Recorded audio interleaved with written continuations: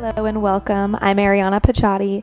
I'm extremely excited that you are here taking this Ayurveda yoga course, that you're learning this ancient wisdom and going to be able to apply Ayurveda to your yoga practice, whether you're a brand new beginner or maybe you're an advanced practitioner or a teacher and you've been teaching for years. No matter what level you're at, you're going to find this information to be extremely helpful, useful. And you can take this and apply it to your life beyond yoga, off of the mat, into other exercises, and into the 8 limbs of yoga as well. And that's where we're going to start with our journey today. We're going to start with the 8 limbs of yoga. I'm going to introduce Ayurveda, and then we're going to get into different poses and what they do for each dosha type, which has to do with Ayurveda, and how you can practice a yoga sequence that is supportive of your current state of imbalance, right? So if we're not feeling in a complete balanced state and there are imbalances, we don't want to aggravate that. So we need to look at the nature and the elements that are held within each pose.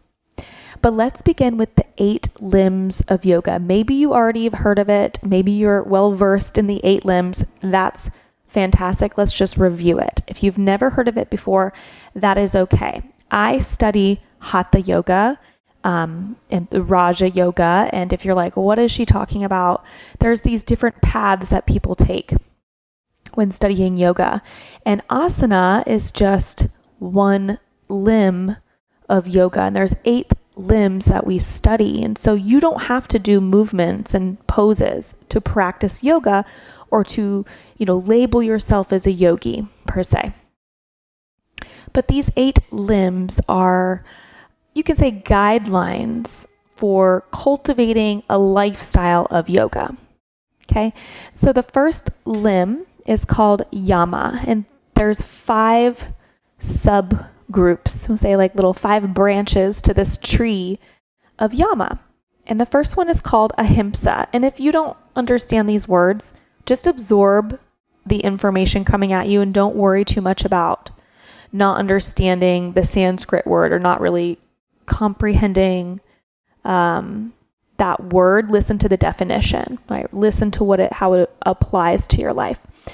Ahimsa is kindness. So you're just practicing kindness in all of the ways that you can.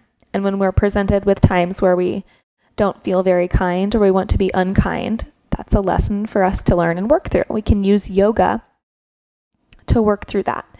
The second yama is called satya, which is truthfulness. So being truthful to yourself, truthful to others, truthful within your practice on and off of the mat.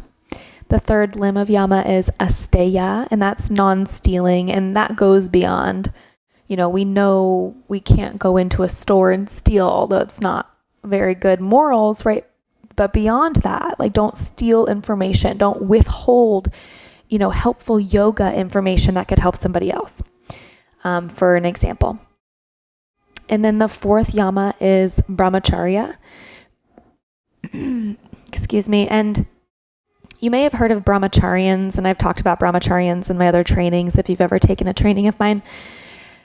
And we don't necessarily have to be a brahmacharian, where usually they were men, and they would leave their families, leave the village to go out into the mountains and sit in meditation and devote their entire life to the practice of meditation and moderation. So they wouldn't have sex. And so when we study a lot of yoga teacher trainings talk about brahmacharya as abstinence from sex, and that's not the case here. That's not what we're talking about. We're talking about moderation and intentionally placing our energy in things that we know can bring us balance, positivity, kindness, love, right? So we're not giving away our sexual power overly in the wrong places, in the places that could harm us, hurt us, or drain us of energy. And then the 5th limb, or the 5th subgroup of yama, is aparigraha. And you can think of that as generosity. And then we'll go into the second limb of yoga, which is niyama. And these are 5 observances. So there's 5 subgroups to yama and 5 subgroups to niyama. Don't worry, the other limbs don't have any subgroups. So these are the only ones. The yamas we just went over, those are 5 moral restraints. We kind of think of that as like external, cleansing the external environment that you're in, right? And the way you act in the external environment. And the niyamas are more of like your internal environment, these 5 observances. So the first one would be saucha, and that's purity. So purity of mind, purity of thought. We can really think of this as the mind, okay, and what it brings to the table. You can also think of that as purifying your home, kind of like cleanliness, purity all around. And then the next niyama is santosha. Sometimes it's spelled with an M, so it'd be samtosha, but it depends what tradition you're studying. And that's contentment. So when we find ourselves discontent, how can we use the practice of yoga to come back to a place of contentment with what we have, even if it's not what we want? The third niyama is tapas, which is austerity. The fourth niyama is svadhyaya, which is probably something you already do, and that's self-study, which is what you're doing right now. And the fifth niyama is Ishvara Pradidhana, and that is surrender. Some people look at this as like when they think of surrender and svadhyaya for self-study, they think of this as a study of God. And I've kind of combined that into being, for my personal practice, is finding God within myself and then the world around me. And I do that by surrender and self-study, if that makes sense. Let's go into the next limb. So we did the first 2 limbs, niyamas, and now the third limb is asana. It's not asana, right? The A's all sound the same. Asana. It's asana. Those are the poses. Those are the positions that you're putting the body into. And then the fourth limb of yoga is pranayama, which is, breath control, breathing practices, mindful breathing. And then it goes into the next limb, which is pratyahara, and that's sense withdrawal. And if you've ever taken one of my maybe restorative yoga classes, whether it's in person or online, I may have guided you through a pratyahara practice, right? So when we do meditation, which we'll go over in a minute, there's kind of some steps that you can take to help lead you up to being deep in meditation, right? Because if we go to sit down to meditate and we're like, I am meditating, that thought alone tells us that we're not in that state of meditation quite yet, right? So we're going to do sense withdrawal first, pratyahara. And then we move into the next limb, which is dharana, and that is concentration. So prolonged concentration. If I held up a white piece of paper right now, keep your mind concentrated on the white paper. And I bet within the first couple of seconds, your mind thinks about something about the white paper. There's a judgment about the color. There's a noticing of something about this white paper that brings you out of the thought alone of just the white paper. So we bring our mind back to that constant prolonged concentration, which will then lead us into the next limb of yoga, which is dhyana, which is meditation. Which leads us into the final limb of yoga, and that is samadhi. And samadhi is something that can be taught itself. We can just spend a whole day, a whole week, a whole year studying samadhi itself. But that is pure bliss, okay? That is tranquility, fulfillment, spiritual illumination. And it's a beautiful lifelong practice. And I highly suggest not getting attached to, that is my end goal, I must reach samadhi, rather than just understanding the study of it while you continue your daily practice. And then let's talk a little bit about Ayurveda.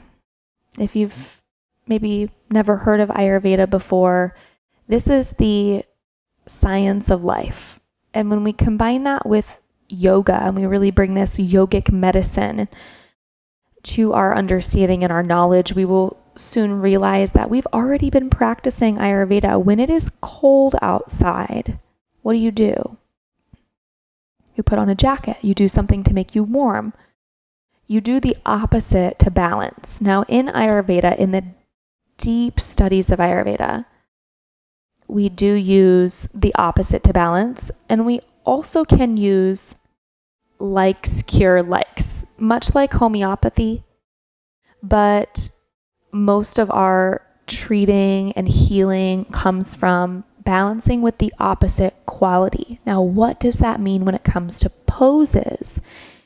Treating with the opposite quality, we first must understand what we are treating, the elements and the energy of what we are treating for the imbalance. Okay. In Ayurveda, we kind of just categorize things into 3 categories: Vata, Pitta, Kapha. And each one is a combination of the elements. When we look outside in the world, everything is made up of the elements. And so Vata being air and ether element. And not to say that any person is just one dosha type. We experience all 3 doshas and all of the elements, but we're predominantly certain dosha types, specifically during certain times in our lives. Ayurveda is very complex, so I'm bringing you a very soft intro version that is simple to understand, because the study of Ayurveda will take about 10 years to feel masterful in. I'm almost halfway there. So I feel I'm very much Vata as well as Pitta. I know I experience a lot of Kapha as well, but when I do, it's often when I'm in a high imbalanced state. Pitta is fire and water, and Kapha is water and earth. So when we think about somebody Vata, air and ether, think about air and think about ether.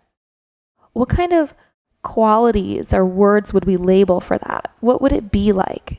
Like light, airy, spacey, mobile, maybe dry. Does the wind make your skin dry, right? Brittle, thin, maybe fast. And when we think of that being connected to a person, we can kind of think of that as possibly a thin build. Now, don't get too attached to, oh, they're thin, they must be Vata, because that is such a misconstrued idea, but we can introduce that as a beginner level to kind of understand. So they might be a thin build and a thin frame because they're dry, right? They might be deficient. Vata people might have constipation, hard stools, a dry colon, thin skin, cold extremities, not very thick blood. They might not have a big craving for sweets. They might go. You see that person in yoga class who's extremely skinny. They're extremely overthinking, extremely overworried, always going to hot yoga and always going and never really stopping, or never really taking the time to practice the grounding poses. And they want to keep doing the go poses because that's a good sign their Vata is high. It's high. When our dosha is imbalanced to a degree that's pretty heightened, right? Whether it's high or low, our tendency, if it's up here, our tendency is to do more of this, right? When we're in a balanced state, our tendency is to stay balanced, and we'll crave and do things that keep us balanced.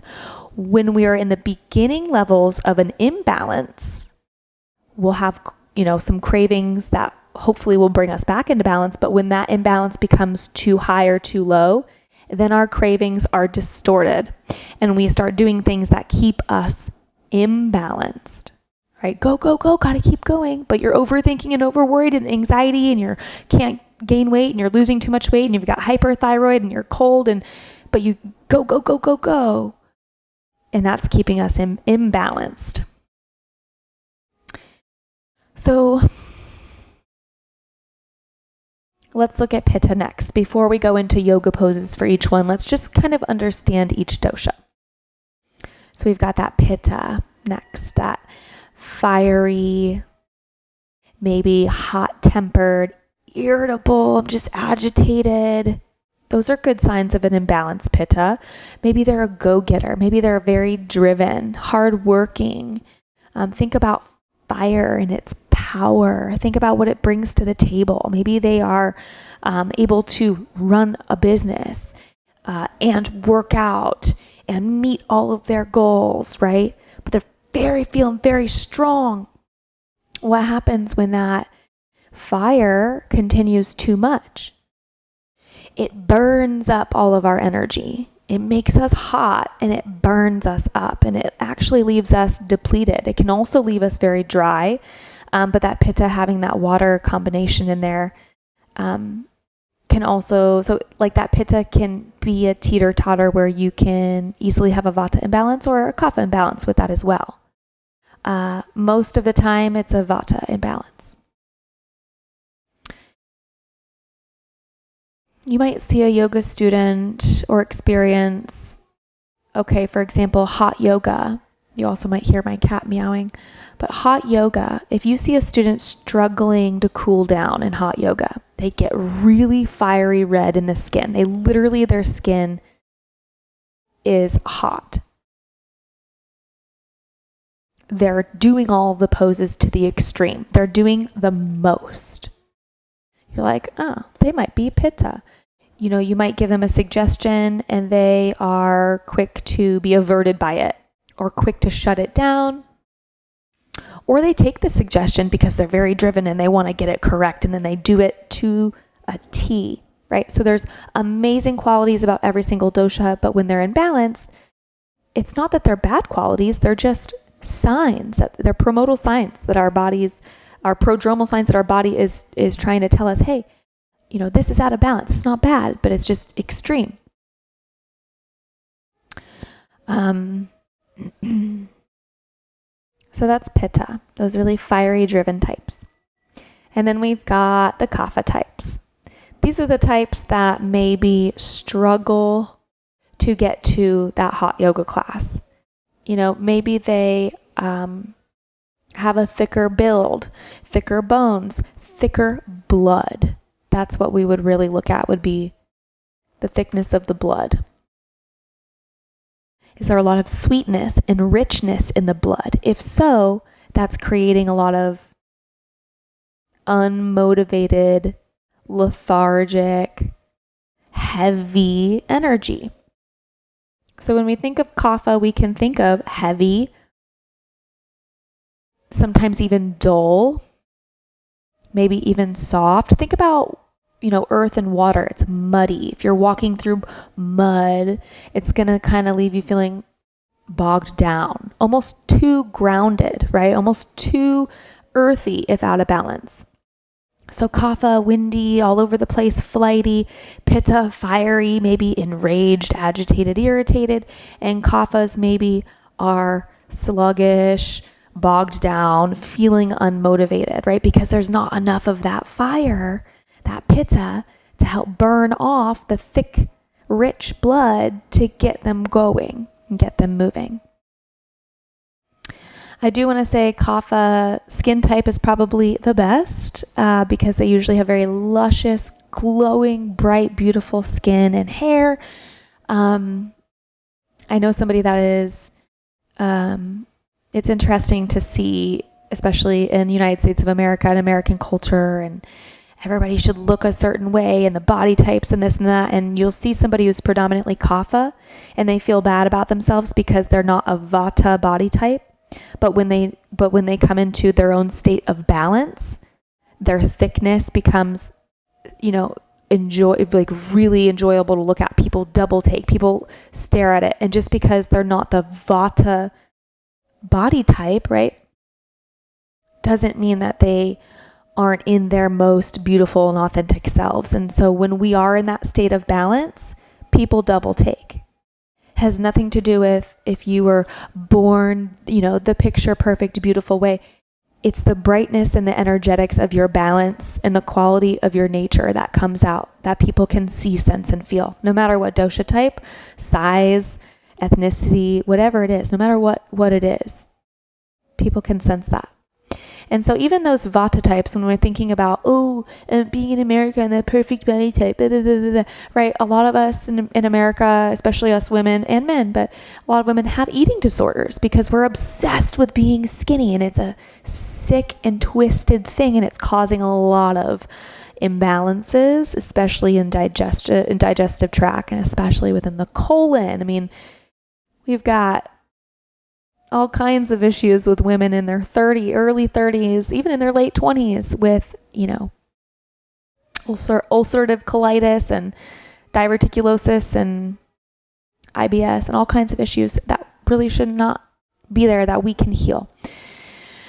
I digress. Anyways, what was I saying?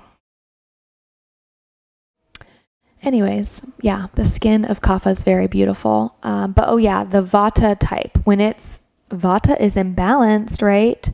When we think, I want to have that Vata thin body frame, blah, blah, blah. When Vata is imbalanced, it's almost like, damn, they looking like skin and bones walking around, right? Skeleton. I've been there. I've experienced that myself. And when that happens, it feels terrible because you feel overly light, right? I felt like my mental health was struggling in those moments.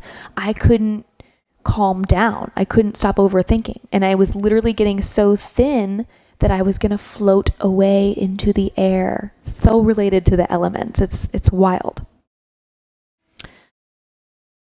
Okay, so then what kind of poses are going to be good for the Vata types? The people that are spacey and flighty and can't seem to sit still, and they're ungrounded. Well, grounding poses. Taking a long time in Tadasana, standing mountain pose, to really understand your posture.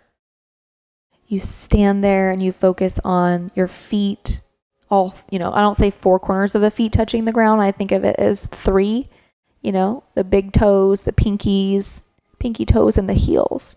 You really focus on those contact points, hitting the mat. You hug your calves in towards each other. You bend the knees slightly. The inner thighs roll in and back. You tuck your tailbone under slightly. The shoulders sit back. The palms are forward. The arms are by the sides. You're lengthening up the spine through the crown of the head, or through the occipital ridge of the back of the head, the bump on the back of the head. And you're lifting the spine up through that. And then you stand there and breathe. And standing there and breathing, calming down, that's going to be very amazing for Vata types. Forward bends and twisting is also going to be helpful for Vata types. Remaining still for the Vata types will be the challenge, but it is also the reward. I like to start with Shavasana and end with Shavasana for Vata types. It's nice to have them begin their practice intentional, grounded, and relaxed. So if you have a Vata type, if you are a Vata type, jumping right into the active poses, maybe spend some time in Shavasana first. Shavasana, seated, forward bend, twist, calming, warming breath. Tree pose, think of those grounding poses. How can you make standing poses more grounding? You bring your awareness lower, right? If the mind is overthinking, the Vatas are up here. Bring that awareness lower to the feet. Focus on the feet connecting to the floor. I like to lift all 10 toes up, spread the toes out wide. Try to get the big toes down and the pinky toes down, lifting up the other little toes, lifting up the arches of the feet and feeling the heel press down into the mat, the pinky toes and the big toes. It's like making 3 corners of the feet pressing down into the mat. Focus on the lower body when you're giving cues for standing poses, Tadasana, hugging the calf muscles in towards each other, bending the knees slightly, rolling the inner thighs in and back. If there is a Vata that struggles with balance, right? They're so flighty and light and like standing on one leg, they're very wobbly. Well, then we're going to want to practice holding those standing poses for a little bit longer, but we can do it in a relaxed way, soften the mind, soften the outer body. Let's move on to Pitta types. Those fiery driven Pittas. I definitely have a strong Pitta within myself. And before I studied Ayurveda, I could tell with my yoga practice that I was burning myself out. No wonder I was losing my motivation and I was struggling to get my motivation back, right? Because I was burning myself out. And so Pittas are, it's suggested to work at 75% capacity. I know Pittas want to go to 100%. They want to do all of the hard poses, the most in every single pose, the most advanced, and they want to push themselves to the limit every single time, and they want to change their limit as well. They're encouraged to practice an effortless, non-goal oriented asana practice, right? It's good to notice if you know that you're a Pitta. When you're in a yoga class, be honest with yourself. Truthfulness, right? When we're practicing the 8 limbs of yoga, truthfulness. Be truthful with yourself. When you're looking around, you're like, oh, they're going deeper in the pose. I better go deeper too. I want to be good at this too. Take that time to practice backing off a little bit. It will humble yourself. It will humble the ego, and it's good for your body. Like most Pitta types are so concerned about go, go, go, go, go. Why? You don't need to overdo it to maintain whatever you're trying to maintain. The tendency, we just must have awareness of that tendency. Okay, I'm being very fiery. Notice when you're agitated, and when you are, notice what you think in your yoga class, because the thoughts will be different. Okay, let's think about some yoga poses. I like to also start with Shavasana for Pitta types. As far as pranayama, I don't really recommend Kapalabhati or breath of fire for Pitta types because it can throw them into too much fire, too much Pitta, imbalance. I do recommend cooling pranayamas like rolling the tongue like this, making a tunnel with the tongue, and when you breathe in through that tunnel, you'll feel that it's cold air. And then you breathe out through the nose, right? If there's excess heat building up, especially in hot yoga, you can breathe out through the mouth. You can feel that it's hot air coming out. Coconut water for those Pitta types. If you're going to hot yoga, please drink. Coconut water is cooling. Coconuts in general are cooling. They bring a cooling, energetic effect to your body. When your blood is agitated and your liver is agitated and it's all very hot, your emotions are going to be hot. You're going to be hot-headed, and it's going to feel like, I got to do the most. No, you need to cool. You need to bring in some coolness. Kaphas can be cool, Vatas can be cool. They both can deal with being cold, but Pitta is really the type that deals with being hot. Again, hold these poses, kind of like the Vatas. You're going to want to hold these poses, and when you feel yourself starting to breathe heavy, back off. When you feel your forehead starting to sweat, back off. You only need to sweat a little bit. You do not need to overdo it, Pittas. As a matter of fact, the minute you start sweating in hot yoga, go into a child's pose. Bring a cold towel with you. If you're exercising to the point where you're leaving the class so red that your face stays red for hours, and your skin, you'll notice Pittas by your skin. Pitta is very closely related to the skin. And so if there is acne, eczema, red skin, these are all Pitta imbalances. So Pitta is when you leave your exercise or you leave your yoga. If your face is red for hours, that's a sign that you are burning yourself up. Now, that is not going to be good for you. Even if you think I'm detoxing myself, sweating is good, I'm exercising, you're causing harm to your nature, your balanced nature, and your body's giving you signs. So Pitta's when you do chair pose, that's like a really activating, heating pose, right? You're in chair pose. Instead of your arms being up, you can bring your hands together at heart center. Instead of sitting down as deep, maybe you come out of it just a little bit so you can focus on cooling breath. Breathing in through the tunnel in the tongue to calm and cool the body while it's in that pose. Now, you don't have to avoid poses. No, you can create modifications to these poses working at 75% capacity, even if the teacher doesn't cue that. Let's go to Kapha. Okay, Kaphas. Vigorous poses, sun salutations. Think about getting the Pitta activated, right? So it's like, oh, I'm bogged down.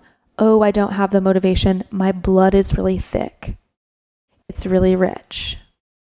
Maybe I'm dealing with some autoimmune. Maybe I'm just overly tired, right? When the liver cannot process either toxins of like there's a lot of sugar in the diet, in the gut, or toxins from food being stagnant and fermenting, and the liver cannot process out the toxins, it goes into the bloodstream. If the bloodstream can't process it out, which sometimes it does, and it gets sweated out through the skin, Pitta types will get acne or etc. The Kapha types, right? The immune system will come in and try to burn off those toxins out of the blood. Then your immune system is active. And then if a pathogen comes into your body, it will either attack it and think that the normal pathogen is bad and it's attacking its own immune system, autoimmune, or it's too busy trying to filter out those toxins that you get sick because now this pathogen takes over, right? So when we think about these Kapha types, and if you're a Kapha type, you're going to want to think about your tendency. What are your tendencies when you are feeling the most heavy, right? Whether it's in the mind or the body or, energetically, what is the tendency? Is it to sit on the couch, oversleep, take naps, eat snacks, do really grounding, relaxing things? Notice how the motivation will never come without that action, right? So vigorous sun salutations, working at 90% capacity to do 100%, maybe 100% capacity. I never really fully recommend doing 100% capacity because you are a person and you probably have other tasks and things to be focusing on throughout the day. And if you drain yourself completely, no matter what dosha type you are, it's going to leave you feeling imbalanced. So you can do more and activate yourself more than the Pitta type, right? We're so backwards in thinking like, oh, look at that Pitta type, right? This is so stereotypical. Look at that Pitta type, like they're just like red hot, muscly and bodybuilder and they must go hard all the time. But I'm not like that, so I can't go hard. Well, really it's quite opposite. They need the big body, they need to relax and soften. And those feeling big boned, heavy, bogged down need to be more vigorous, right? So we're really opposite with how we're looking at ourselves, how we're feeling, and then how we take those feelings and go about our day because of our tendencies. Once we have awareness of if our tendency is in a balanced state or imbalanced state, the game completely changes. So now let's go over a few poses and the energetics of that pose and how each dosha type can practice the pose to make it a little bit more comfortable and balancing for their nature. We'll start with Warrior 2, Virabhadrasana 2. This can reduce Vata slightly, and Vatas are recommended to hold for a long time. Long holds, even, slow, steady breaths. Ujjayi, focus on Ujjayi breath, stillness, extension, and grounding. Think about strong legs, lifting the torso and extending the arms. Pitta, Virabhadrasana 2 will increase Pitta energy slightly. It won't overly increase it, but it will bring up that energy. So if you're creating a sequence, right? And I have some cool sequences that you can practice too for reducing Vata. When I say reduce, we also say pacify. So if you hear an Ayurveda saying pacify Vata, we're meaning to lower Vata, right? But for Pitta, let's talk about Pitta and Virabhadrasana too. Work this pose without strain, right? Short holds. If the arms are extended like in Virabhadrasana 2, Warrior 2, instead of like extending the energy through the arms and like really forcing the energy, soften the shoulder joints a little bit, soften the elbow joints, soften the main joints. So it just brings a little bit more relaxation to the outer body. Long, easy breaths. Again, if you need to do the cooling breath, tunnel in the tongue. Think about lightness and extension without force. Lifting and extending the breath. This pose is going to greatly reduce Kapha. Not like the most great, but like medium strength reduce Kapha. Very good. Very good to do, within the first 20 minutes of your practice before you're like, okay, I'm getting tired, whatever. Get vigorous exercise kaphas, right? So think about holding this pose a little bit longer, maybe coming into this pose multiple times. Any breathing technique really. Kaphas, I never did go over this, but kaphas, I do recommend Kapalabhati unless they are diagnosed with bipolar. Speak to me or speak to a yoga therapist about that, okay? Because Kapalabhati can activate mental activity, right? And although that's not necessarily a kapha imbalance, the bipolar, Kapalabhati can aggravate bipolar, right? So I don't want to aggravate bipolar because we want to calm that. I do recommend Kapalabhati breath for kapha types though. If you're like, I don't know, like, don't worry. Like if you're struggling with bipolar, right?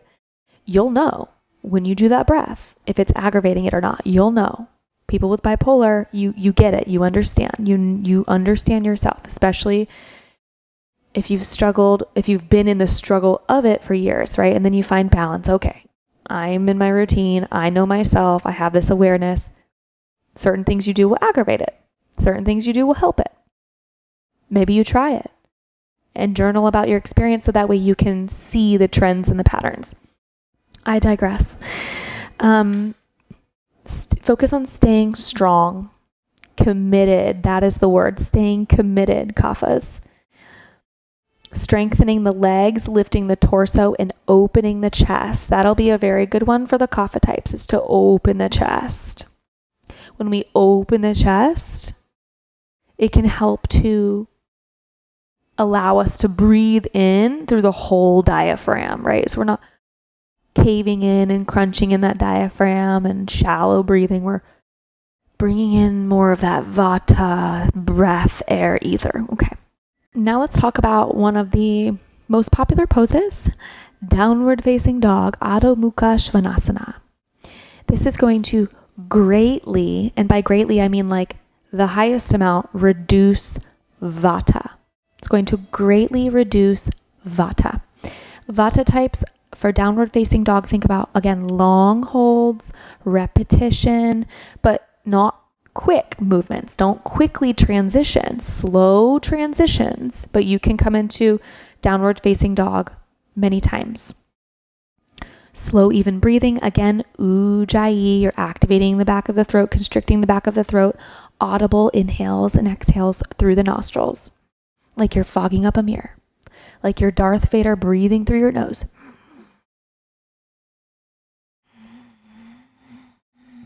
I just did it. I don't know if you could hear that or not. Focus on extension and stillness. Okay, so teachers, students, when you come into downward facing dog and you're like, take a minute to pedal out the legs, walk out your dog. If you're a Vata type and you have overthinking and overworry, maybe skip that part unless there's a lot of tension in the back of your legs, right? And then just slowly walk out the dog. Don't like walk it out, move, move, move. Make this pose calm and still. Think about extending the arms, the torso, stretching the legs. Think about pressing your chest towards your thighs and the crown of the head towards the mat. Now, when we think about Vatas and inversions, I am high Vata and Pitta. I crave inversions, and I just want to reiterate not going fast in transition. So if you're doing inversions, like downward facing dog is an inversion, your head is lower than the heart and the hips. Slowly transition out of that.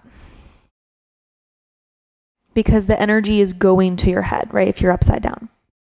So you want to come into a neutral place before coming back up. Child's pose is good. Tabletop is good. Even low lunge with the head kind of kept down lower. That's a little bit better. So you can kind of think of that. Now, for downward facing dog and Pitta types, it can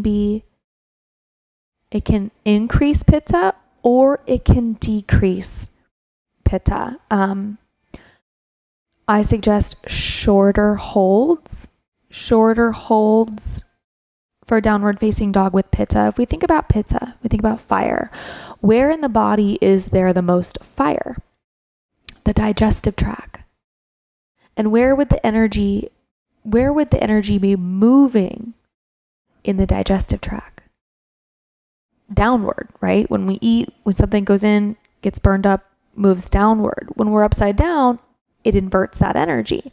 Totally fine. We don't need to avoid these things, but we can practice shorter holds, right? Go into an inversion, go into a rest.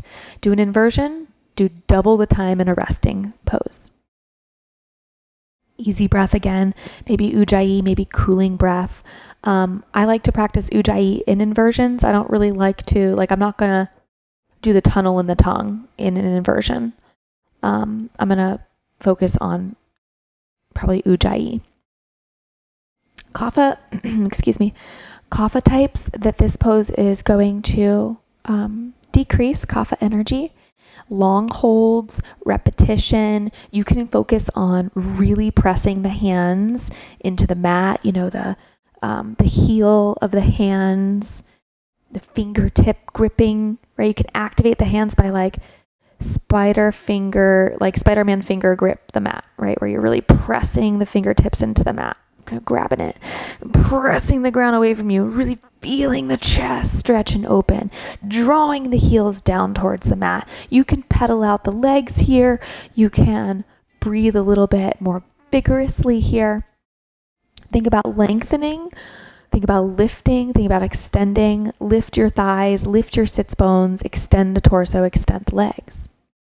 The next pose I want to go over is Shirshasana, headstand. Okay, so the head is on the mat.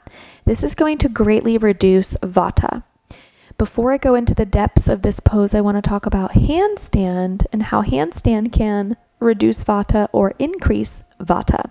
And think about that for a moment. They're both inversions, almost the same, but in headstand, the head is on the ground.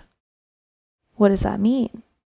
It means that there's more grounding there, right? There's not a lot of space between that head and the ground. The hands, maybe the forearms are on the ground.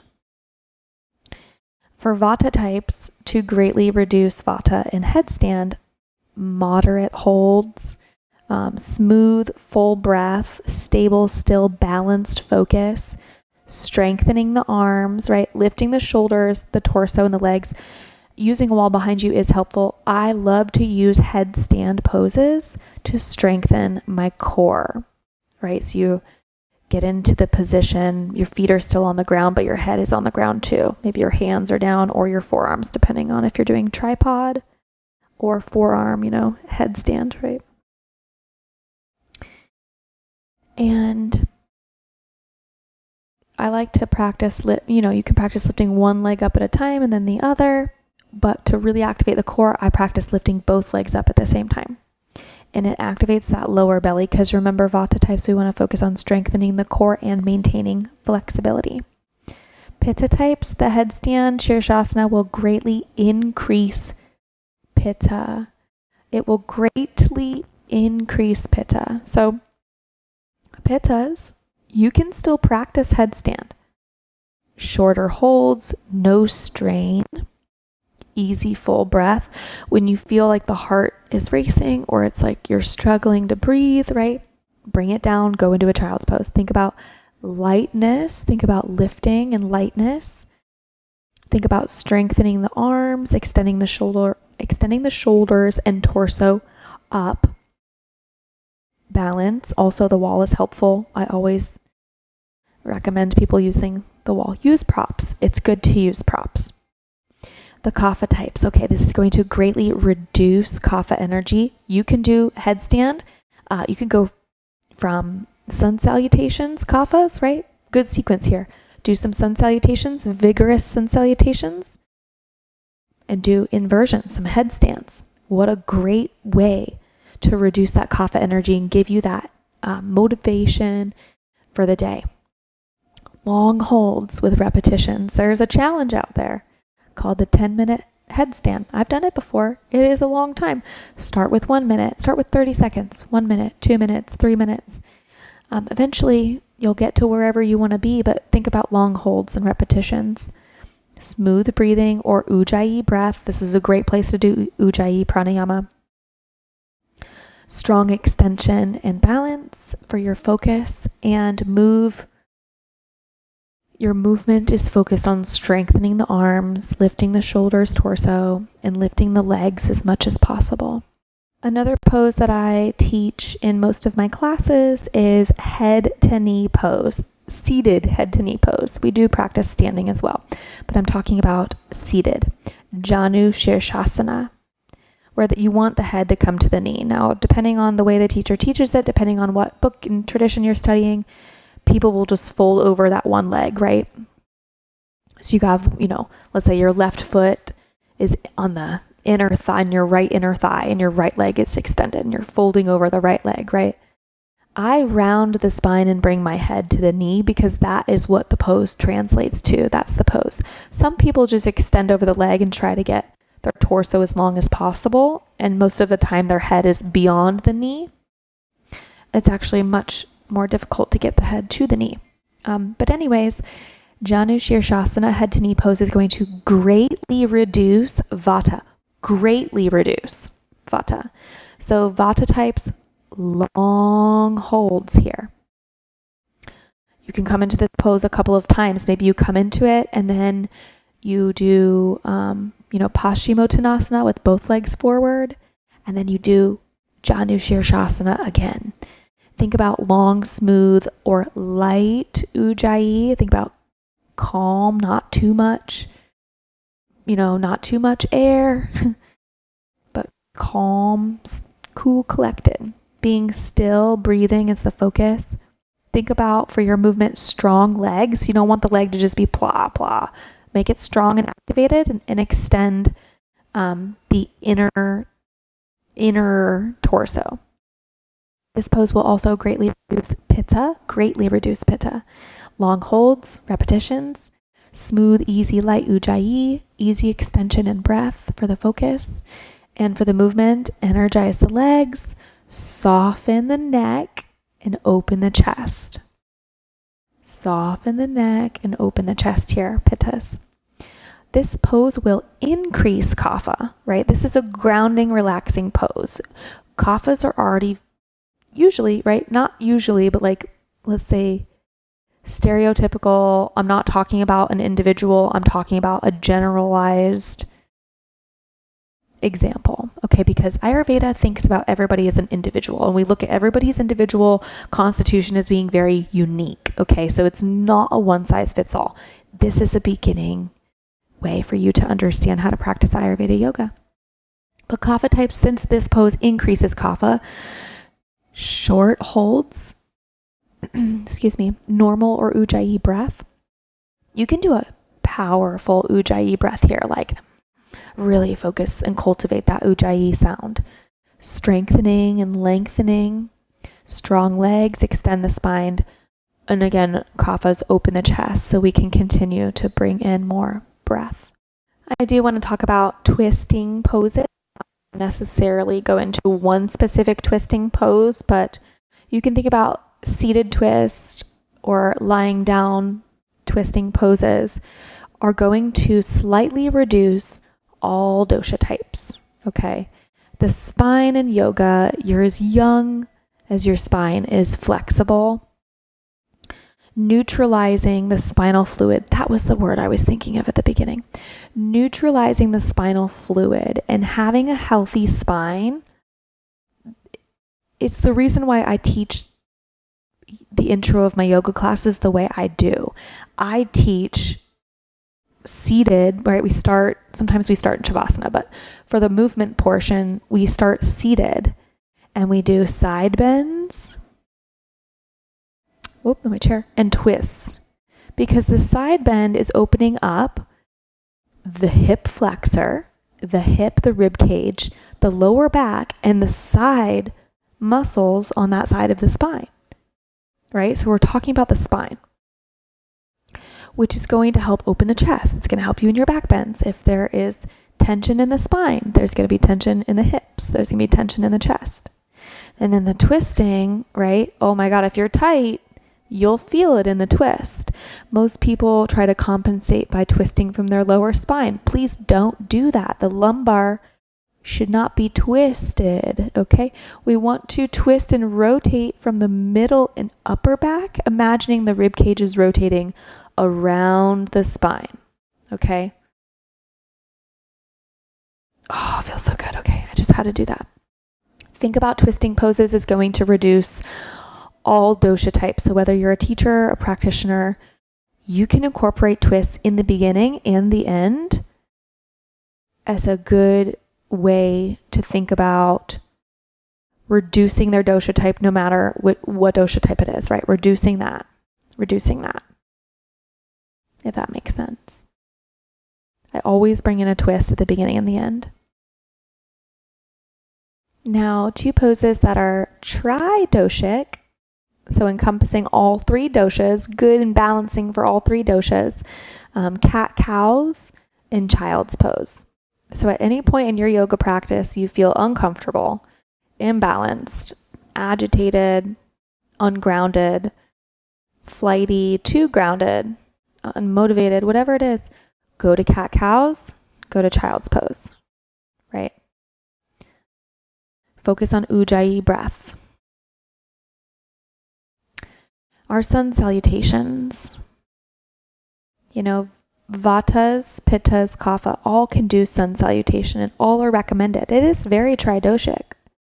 The whole step, all of the steps. I think technically it's 12 steps, but it really depends on how you practice your sun salutations, A and B. Sun salutation B does have chair pose. So remember I talked about for Pittas, if that becomes too heating, soften it by bringing your hands together heart center. Don't come down in the seat as much. But how do you make the sun salutations a little bit more pacifying for each dosha type? Well, Vatas can move slower in their sun salutations, maybe thinking about softer joint movements, because those Vatas can have cracking joints, right? Softening the joints, as well as the Pitta type, slower movements, shorter holds. The Kaphas are going to want to go more vigorous. They can do extra rounds. They can do maybe more push-ups if you're doing a yoga flow, if you're doing a vinyasa flow class and you're doing a flow in between the transitions, they can do the extra push-ups, right? A couple of helpful tips. Random, if you have the flu, practice forward folds.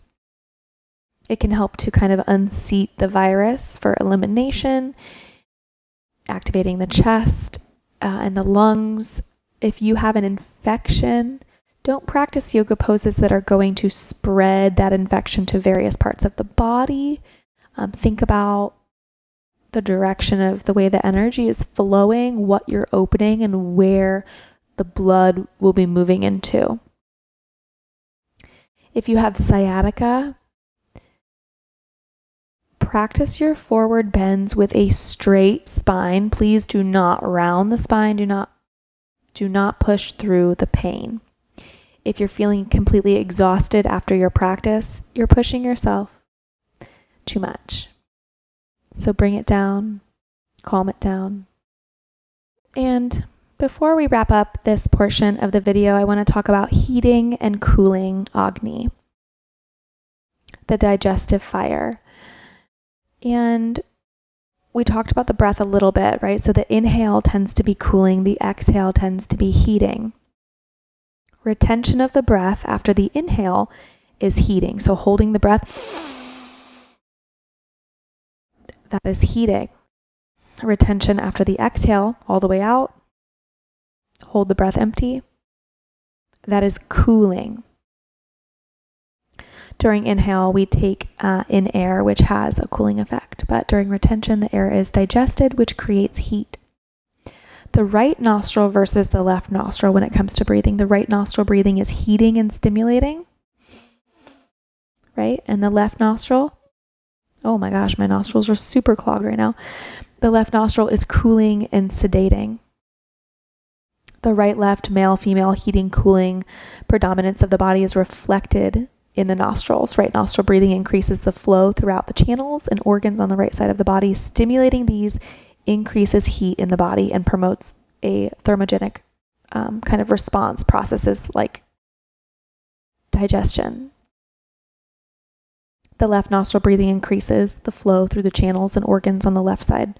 Stimulating these increases cold in the body, promotes all consolidating processes in the body, like tissues formation and stabilization. I just have you should see my office. I have random notes everywhere. It's pretty crazy. But nose breathing versus mouth breathing. After I talk for an hour, I kind of start to lose my ability to speak. Breathing through the nose is heating, and breathing through the mouth tends to be cooling. Like I mentioned, the tunnel tongue for those Pitta types. The mouth breathing can be used to release that extra heat though. Fast or slow breathing, fast and rapid breathing is heating, slow breathing is cooling. So think about that when you're incorporating pranayama into your practices. And as a teacher, when you're teaching a class, you're going to have a combination of people with different dosha types, with different imbalances. Everybody's unique. There's not going to be one sequence that is balancing for all, but you can give 2 helpful suggestions, right? Practice on 2 poses in your class that you can teach them to make it more relaxing for them or more vigorating, right? In their downward facing dog, tell them, if you're feeling airy, spacey, overwhelmed, over-worried, anxious, soften in this pose. If you're feeling unmotivated, heavy, lethargic, become more activated in this pose. So those little cues are going to be really helpful for them to turn into themselves during their own practice, to understand, who am I today? What is my nature today, and what do I need today? And that thought will go with them, maybe even subconsciously, throughout their day, and their next decision on their meal might be more cooling or might be more vigorating because you introduce the aspect of awareness to them. Thank you so much for listening to me ramble on for the last hour about Ayurveda yoga. I hope that this brought some insight to you. I hope that you practice the yoga videos that I made specifically for each dosha type. I have a whole online yoga video library and continuously recording more videos for that. Look under the Ayurveda yoga section for specific pacify each dosha type. I will link 3 different yoga practices to this little mini workshop so that you're able to understand a whole sequence, a whole flow for each dosha type, and you can practice all of them I very much suggest that as a teacher, no matter what your dosha type is. If you're high Vata, still practice a Kapha pacifying sequence so you understand what it feels like. Journal about your experience. This is a lifelong journey. Live your life to the fullest. Enjoy it. Continue learning. Thank you so much for your support and your time. I wish you a wonderful day. Namaste.